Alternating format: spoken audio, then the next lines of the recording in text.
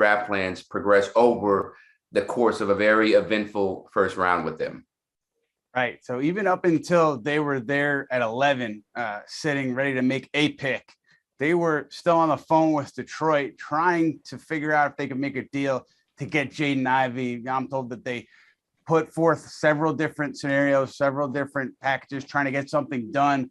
Obviously, Detroit held firm and held on to Jaden Ivey and got their guy in Jalen Duren in a separate trade where the Knicks traded back with OKC to get 3 future first-round picks, conditional first-round picks from the Thunder. One of those picks they used to send out Kemba Walker to Detroit. They got back a pick in that transaction, and they used several second-round picks to get off of Kemba, essentially. So what they ended up with was shedding Kemba Walker's salary, and they ended up with 3 conditional first-round picks coming out of this draft. A lot of confusion, I think, from the Knicks fan that I saw last night, reaction that I saw last night. What this means to me, at least, is you're trying to take off some money to make a run at a free agent. Jalen Brunson is certainly one of the targets. And also, you're kind of kicking the can down the road, trying to hold on to assets to do something in the future, whether it's make those picks or, I think more likely, include them in a trade package for a different player. Right. And it'll be very interesting to see how those picks get used, whether they actually draft players or they use them, to get a big time player. But you mentioned Jalen Brunson. Obviously, he is a huge offseason target. They hired his dad, so we know you can read between the lines there. What else do the Knicks have to do to land Brunson? And here's the other thing. What are the chances they're actually going to get him?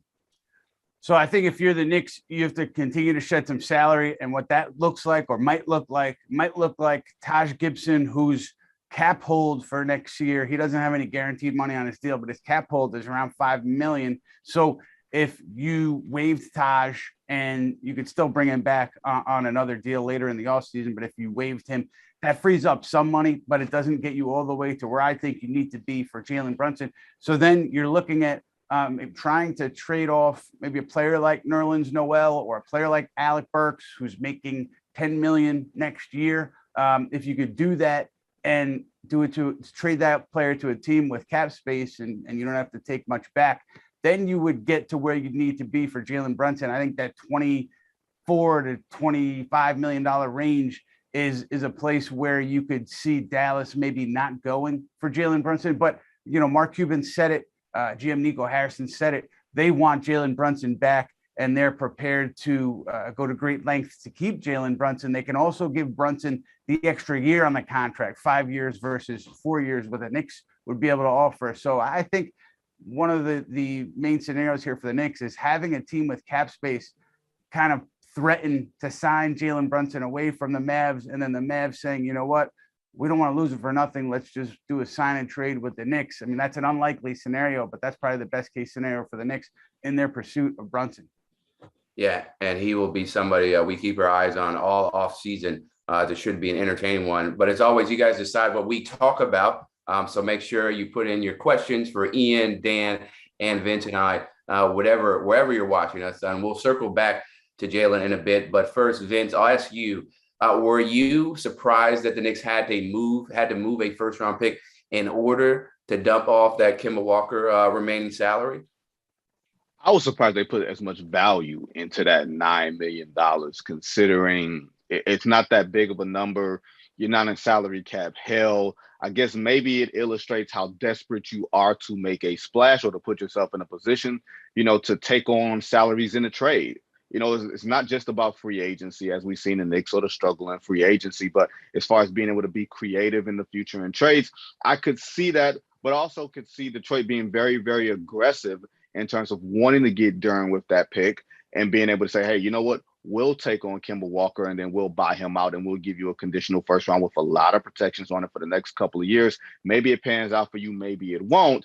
And I think just from the Knicks standpoint, it seems confusing. Right? It seems like, hey, what direction are you guys going in? How you wind up going from having a top, 12 pick to what basically walking away with a pocket full of lint. But at least it shows, hey, we have a plan. The problem is you're putting all your eggs in the basket of Jalen Brunson. Is Jalen Brunson going to be a difference maker for this franchise? And even if so, he's not playing next to Luka Doncic next year. He's going to be playing next to Julius Randle. That's a completely different setup. So I'm very curious what Leon Rose would say if he ever talked. You know, yeah, I'm glad you said that, because we've been waiting for that man to talk. Keep waiting. I believe it. Can imagine. What's that? Can imagine what he would say, right? But then we're probably not even going to know the answer to that question. No, but just to what Vincent was saying there, you remember once upon a time when the Boston Celtics tried to shed Kemba Walker, they had to attach a first-round pick too, right? And that kind of like raised some flags, like even when the Knicks went to business with him last year, and they're like, well, wait a sec, Boston was so eager to move that and get rid of him that they attached the pick just to be able to do it. So this really doesn't shock me all that much. And in my opinion, last summer when they signed Kemba, it was kind of dead on arrival, to be quite honest with you. I know that it was a great story, the local kid coming home, and maybe people thought that he could turn back the clock and show some magic at the Garden, but it really didn't happen there for you. So what you ended up getting was what, 30-something games, and for 2 years, $18 million. Okay, maybe not the end of the world, but now you move on from it, right? You cut your losses and now turn the page, realizing that he was not going to help you. And I think the Knicks knew that too, very early on in the season last year. And that's why you saw Tom Thibodeau basically, they kicked him out of the rotation until he had to play because of injuries and so on and so forth there. But this roster, the way you're talking about it taking shape going into next season, I don't even think they've scratched the surface yet. I think you're still going to see a few more moves here and a little bit of a different complexion to what we saw at the end of last year. Yeah, and you're right. Like I think you will see more moves. But here's the issue with turning the page on Kemba Walker. I don't think it's that simple, because if you needed to give him that second year, right, of essentially guaranteed money, but you also thought that, maybe it wasn't going to work out, why then go guarantee the second year? And then since you did that, you then had to attach assets to him to send him out to dump his salary in an effort to, I guess, create space for the next free agent. So it just doesn't seem like there's a linear process there that makes sense. Now, listen, if they get Jalen Brunson, if they get player X in a trade, and then if they start winning games and they're contending in the East starting next year, no one's going to really look back at that signing or whatever other signings, whatever other money the Knicks have to get off to get Brunson and say, man, what did the fire Leon Rose?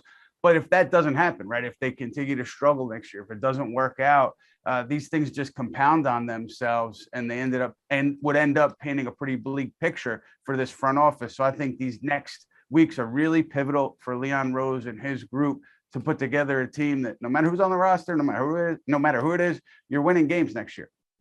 Yeah, you have to. There's no other way. And I want to just go back to, the draft. Dan, I'll start with you. Do you respect the Knicks moving out of the first round after being unable to move up, or should they have stayed at 11 and drafted the right person out of who was remaining on the board at that time? No, I really don't have any problem with it, because at the end of the day, and this isn't just with the Knicks, this is any team, any sport, whenever you're talking about scouting, drafting, you have to trust your process, you have to trust your instincts, and you have to trust your evaluations, right? They felt when they were on the clock and the players that they had available to choose from, plain and simple, guys, they didn't think there was a guy there at 11 to be had that would have helped them immediately next year, right? They wanted to bring in an impact player. So they decided to punt on the draft, get some more assets, and of course, create the cap space, which we know is going to have a big factor in what they do this summer. And, we'll get into the Brunson stuff here in just a little bit. But next year's draft is supposed to be a lot deeper on the surface than what we had this year. I'm talking about like in terms of first round talent that might even go past like the top 10 in terms of impact players you could get maybe in the teens and so on and so forth. So I think they had one eye on next year, but more importantly, one eye on this summer and creating that cap space. Right. You have the same philosophy or same perspective, Vince? Yeah, I think you have to trust your scouting. I mean, the question is, could you have been more aggressive if you wanted Jaden Ivey? Could you have been more aggressive in trading with the Sacramento Kings, who got Keegan Murray? Not to say that Keegan Murray would have fallen or whatever, but, the question is, if that's your guy and the Detroit Pistons, that was his guy, their guy as well, you got to beat them to the punch. And you can't also just let them take you for your 13th pick to get another pick. It just looked, the optics look bad. The thing is about the Knicks, sometimes when the optics look bad, it doesn't matter what happens on the back end because it leaves a bad taste in someone's mouth. And it gives across the impression that you don't know what you're doing, or that you don't have, like Ian said, a linear plan. My only thing is, if Jaden Ivey was your guy and you needed a tempo pressing point guard, a physical attacking the rim point guard that we all know Madison Square Garden would have probably loved to have seen 41 nights out of the year, you got to do everything you can to go get him. And also, Vince, to that point, like, you know, we've talked about the idea that the Knicks have all these assets in terms of picks and young players. You know, we've talked about that, and they've talked about it, the idea that they have enough to go out and be in position to trade for a superstar. So if anybody wants to say, well, you know, they didn't think they had enough to get up there, well, how can both things be true? You can't say that, hey, we have this great, you know, treasure trove of assets to go make a trade, and then also say, well, we didn't think we had enough to go get, you know, Jaden Ivey. So it seems like, you know, I can sense the frustration and from the fan base, because it doesn't seem like there's a linear process here. But I've covered the league long enough to know you don't judge an offseason after draft night. It's just the first step towards the offseason. So let's see what transpires from here. But certainly there's, you know, trust the process you had with the Sixers. With the Knicks, it's what's the process? I think we're wondering kind of how this thing shakes out from here. Yeah, it'd be nice if, you know, front office actually gave us a blueprint or gave us some insight into what the process is, being more transparent. I'm sure all the fans and obviously us media would love that. But be sure to check out SNY.TV for all the latest draft reaction. Ian Begley has an in-depth look at the Knicks front office and the team's future, plus a profile on second-round pick Trevor Keels and a look ahead towards free agency. So going back to Jalen Brunson, Vince, you said that Jalen is not going to have, or he wouldn't have Luka Doncic next to him, you know, with the Knicks. But what's the level of a difference maker that Jalen Brunson could be when he's paired with the likes of Randall, Barrett, Toppin, and so forth? The question I have is, how do those guys fit on the floor together? Not even personality-wise, but when you see the way that Dallas played, they had their floor completely spread wide open so that Jalen Brunson and Luka Doncic could operate with basically 25 feet of impunity. Can you have that type of floor spacing with Julius Randle, with RJ Barrett, and the rest of those guys that are there? That's not the way that this team was set up and built to accentuate, you know, Jalen Brunson's best attributes. It's not to say that he can't do it, but the question is, does he have enough size? And if you're playing next to Luka Doncic, that best defender is guarding him. When you go to the Knicks, that best defender is guarding you now, or at least there's going to be some thought whether between you're guarding Jalen Brunson or RJ Barrett. So it's not just the raw numbers. I think he was very, very efficient in Dallas. I think he was in kind of a perfect situation there. My question is, what type of situation and circumstances will he be placed under here, playing under Tom Thibodeau, who does not play spread out offense? That's not been the way that he's ever played at any of his stops, and he has evolved over the years. So I'm not going to say that he can't accentuate his offense to Jalen Brunson's best talents, but I haven't seen it yet. So it's hard for me to say that he will excel if he's playing next to RJ Barrett and Julius Randle. Yeah, that's a great point. Like, you know, some systems, you know, you're really geared to thrive. And then others, you know, if the coach doesn't adjust, you may be limited or held back. So somebody would have to make some sort of adjustments to get the most out of this team. Now, Dan, we know the Knicks have had a major hole at point guard for, it feels like, an eternity. But do you feel like Jalen would be the right solution, or do you feel like there's another guy who you want to go after? Well, it's such a multi-layered question, right? And I think Vince made some very, very good points, valid points too. But when I go back to last night, first and foremost, all the moves that they made, and given the relationship and the history with Brunson, right? You mentioned, okay, they hired his father, be part of the coaching staff. Leon Rose's son is Jalen Brunson's agent.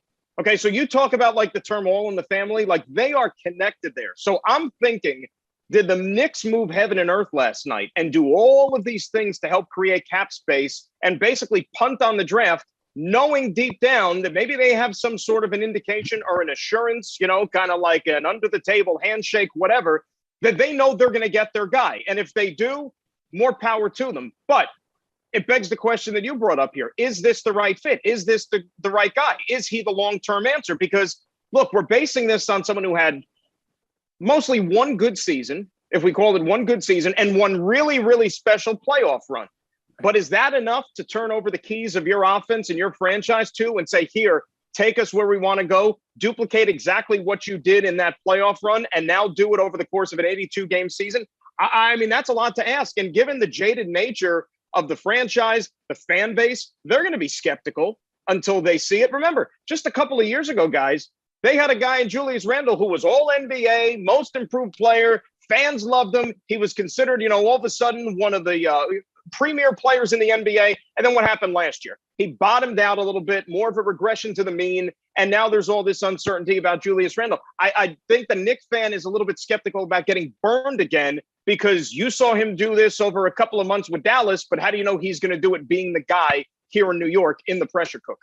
Well, Dan, I think like asking Brunson to do something he wasn't doing in Dallas would be a huge mistake. And just based on conversations had with people over there, I don't think that they see Brunson as that kind of player. I don't think they see him as coming in and being a number one and scoring 28 points a night and leading the team, putting a team on its back, because that's not the role he had in Dallas. I think they know what role Brunson would thrive in. And, again, based on conversations earlier, I do think that they don't see him as like the final piece. I think it's he's a strong piece that could help them, but there's more to be added, another top player to be added. But, nonetheless, the point that you guys are talking about, it makes a lot of sense when you talk about what he did with Doncic in that Dallas system. It's much different than the Knicks, different scenario in New York. And I think regardless of what the Knicks feel about Brunson and his role and him not being a quote unquote savior, when you give a player that kind of money, the kind of money that it would take to get Brunson from Dallas, there's going to be a lot of pressure on him night in and night out from the fan base to perform and for this Knicks team to win. So it would be an interesting and a tricky situation. But to someone's point earlier, I don't think that the Knicks would be making a trade like they did last night with Walker. And let's say they have to trade off other salary and attach an asset to get off some more salary in an effort to clear up cap space. I don't think they're doing that without some kind of confidence, high confidence that Jalen Brunson is coming here, because, that would be a pretty big disaster. If you're clearing out space, Brunson stays in Dallas. There are plan Bs out there. But if you're missing on your plan A in that scenario, that's messy. We can't say plan B today. Well, yeah, right. Can't say, you're right, Vince. Yeah, that's it. And plan B, guys, think about it. Like when you think about Brunson, okay, and the upside, even though there's question marks, I still would rather roll the dice on him, even though it's going to cost you a lot more. But he's only 25 years old. Like, for example, if a plan B is someone like Malcolm Brogdon, which has been talking about, that you're going to have to trade for, a guy who's going to be 30, and you kind of know what he is already, who's still got 3 years and I think like almost $70 million still on that contract. I would much rather roll the dice on Brunson, see what I'm getting, somebody that you could grow with, as opposed to kind of, a veteran, what his ceiling is already, and what you're kind of getting. And I don't think that it's anything all that spectacular. So I'm willing to take the chance there. Oh, absolutely. I mean, there's no question. If you're talking Jalen Brunson, Malcolm Brogdon, there should be no argument. There should be no debate about who you would rather put all your cards or some of your cards into, because we know about Brogdon's injury history. Now, Ian, Carlos Delgado wants to know about Deontay Murray and how awesome is that? I don't even know if this is actually Carlos Delgado, the former Mets first baseman, is watching. But what's up, Carlos? What's up, Carlos? What are the chances that they go after somebody like Murray? Jake Fisher, Bleacher Report, had noted that the Hawks and the Spurs had talked about a deal involving Murray, and that the Spurs had wanted a Drew Holiday type package back. Listen, that is a significant price to pay. I think you're talking about 3 first-rounders at least going out in that kind of deal. And obviously you have to send out players as well. That's a big price to pay. Obviously Murray, fantastic young player, exactly the kind of player that you would want if you are trying to build a young core out to start an ascension and maybe attract some more star talent. So would be a prime candidate, I think, for the Knicks if the price wasn't as high as that Drew Holiday trade. Maybe that's posturing from the Spurs. Maybe they ultimately come down from that, but that kind of price to pay based on what we've seen more recently with trades, with the price for Jeremy Grant, I think that would be an astronomical price to pay for Dejounte Murray. But if you get him in your gym and you start winning with young players like RJ Barrett around him, Quentin Grimes around him, Cam Reddish around him, you all of a sudden could become a very attractive destination for free agents when you have cap space in ensuing summer. So I definitely see the logic there. I just think the price at the moment, if the report is accurate, is pretty high. Would you do that, Vince? Like, would you put all those chips on the table to get a guy like Murray to help elevate this team, or you think you're going to hold off on that? If you were closer, if you were a much closer ball club, I think Dejounte Murray is one of those guys that helps a good team be better.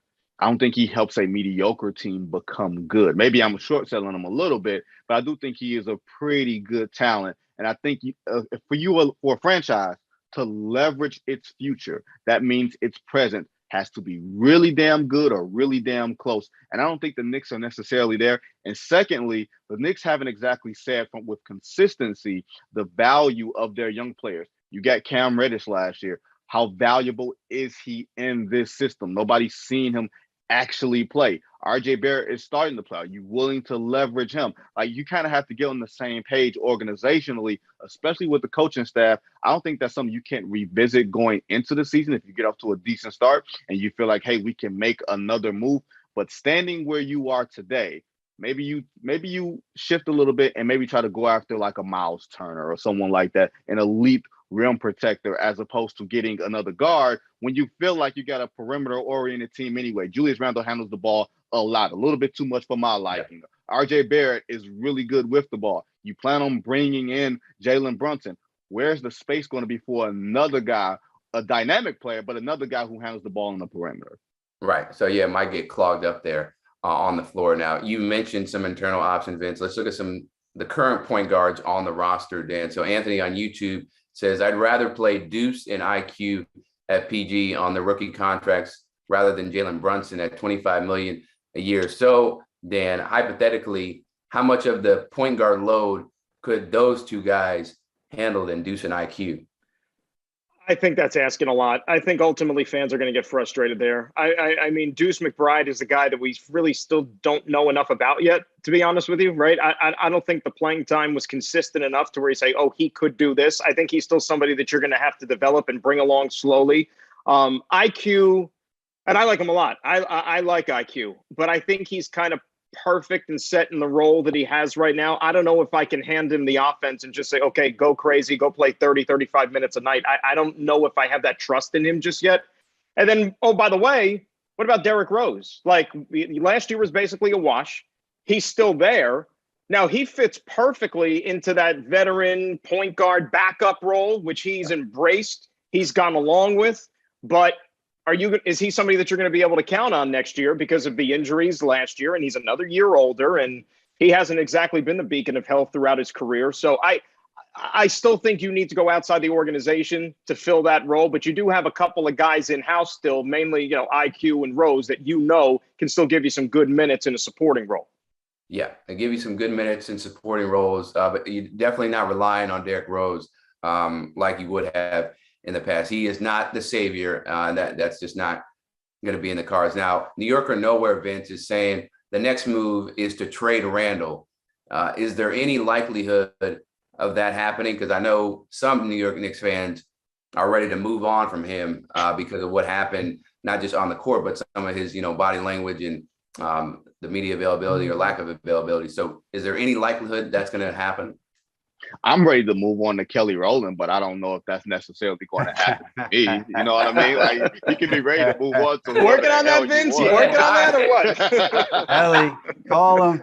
I would love to, right? But no, I think you got to find someone that's a taker for him. And right now, his value isn't very high. Though, like you said, if he left a bad taste in New Yorkers' mouths, what type of taste do you think he left with the rest of the league? They saw his movies last year. They looked at the year before as like, hey, maybe that was just a guy being dedicated and being in the gym. It's a pandemic year. You can't go outside. You can't do anything else but play. There are suboptimal circumstances that will not be repeated. God forbid they actually are repeated. Like, Hopefully we don't want to go back to that world. You know what I mean? But I think it's going to be on Julius to raise up his value. Not to say that he wants to go, but if he wants to be attractive somewhere else, or the Knicks want him to be attractive somewhere else, he's going to have to play better. And if he plays better, maybe you want to keep him. But that wouldn't necessarily be my plan. I would say this too on Julius. I don't get the sense at all that the Knicks want to just dump Julius Randle just to get off of his salary, A, and B, whatever happens with Julius Randle, you could be sure, I'm pretty sure that the Knicks will have him, in the loop on anything because of his relationship with Leon Rose and William Wesley in the front office. They're not going to just dump him to a place where he's going to be miserable. He'll be involved in the conversation on whatever his next steps are. I could be pretty confident in saying that. Yeah, and Ian, Matthew Price wants to know who, if anyone, are the other potential targets in free agency.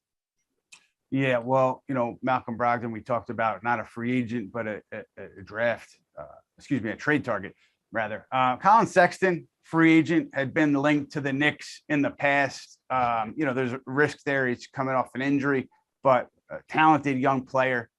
Is going to command a decent amount of money in free agency. So you miss on Brunson. I think he is somebody that you take a look at if you're the Knicks. Obviously, the Kyrie Irving situation is hanging out there.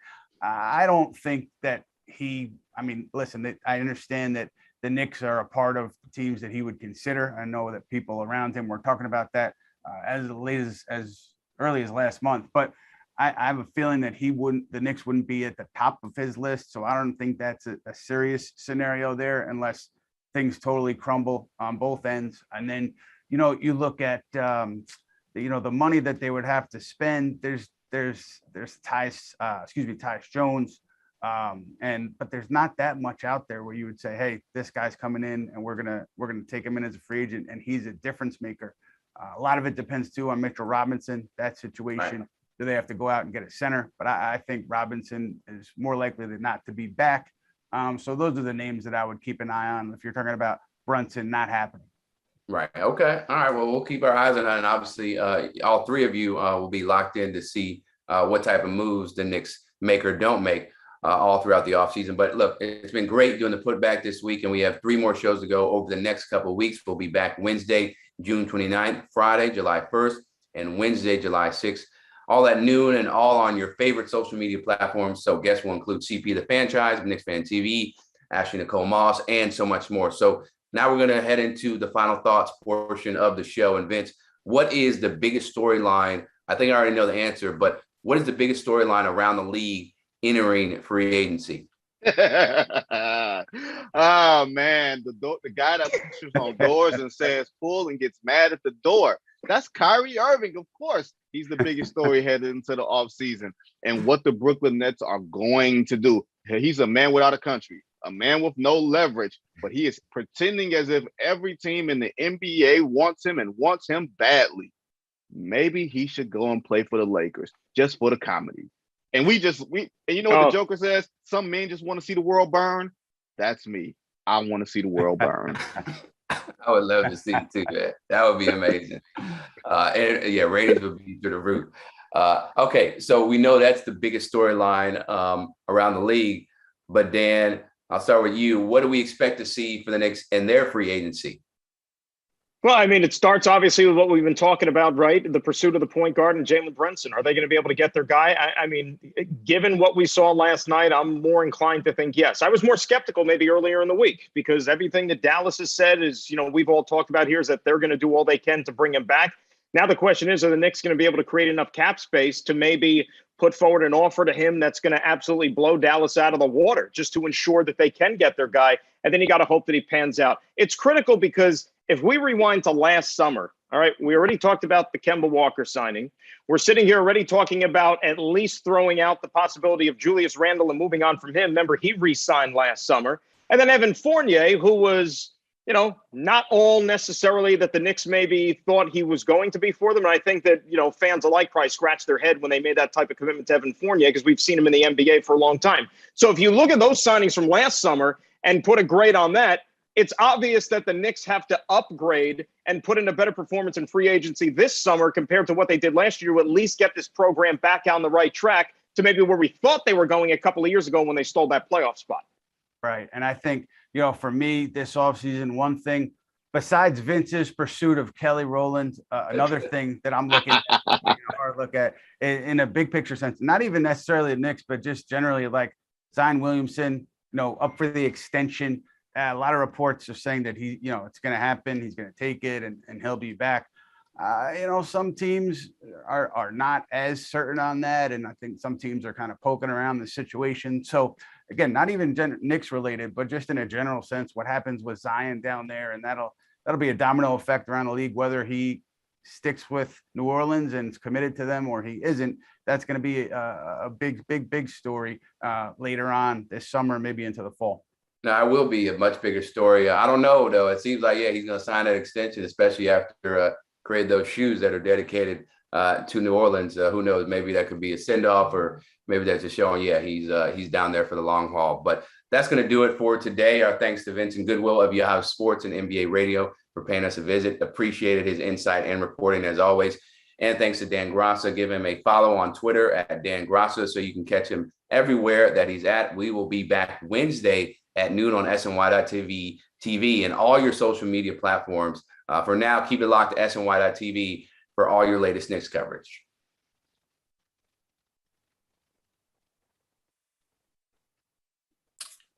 Lay out for a second, guys.